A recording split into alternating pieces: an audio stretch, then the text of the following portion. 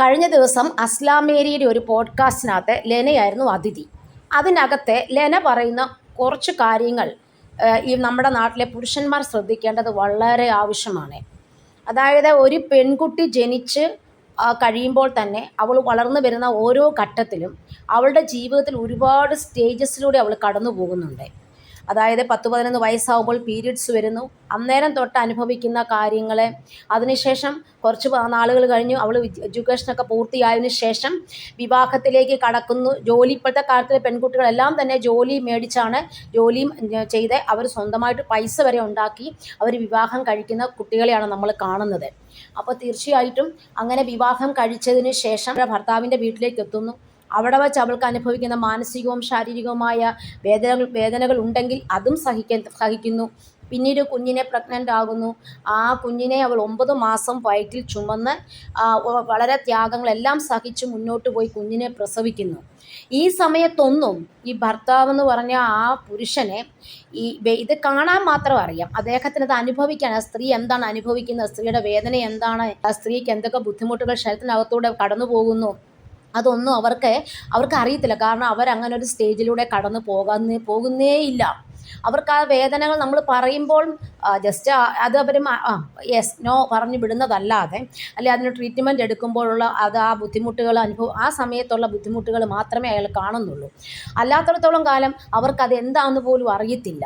അപ്പോൾ തീർച്ചയായിട്ടും നമ്മൾ ഇതിനൊക്കെ പ്രത്യേക ക്ലാസ്സുകൾ പുരുഷന്മാർക്ക് കൊടുക്കേണ്ടത് വളരെ ആവശ്യമാണ്. അതിനുശേഷം സ്ത്രീകളുടെ സ്റ്റേജ് എന്ന് പറഞ്ഞാൽ കുട്ടികളൊക്കെ വലുതായി പിന്നീട് ആ സ്ത്രീയെ മെനോപോസ് എന്ന സ്റ്റേജിലേക്ക് കടക്കുമ്പോഴാണ് അവരുടെ ജീവിതത്തിൽ ഒരുപാട് ബുദ്ധിമുട്ടുകൾ അവർ അനുഭവിക്കുന്നു. പല തരത്തിലുള്ള മാനസികവും ശാരീരികവുമായ പല പ്രതിസന്ധികളെ അതിജീവിച്ച് വേണം ഒരു സ്ത്രീ മുന്നോട്ട് പോകാൻ.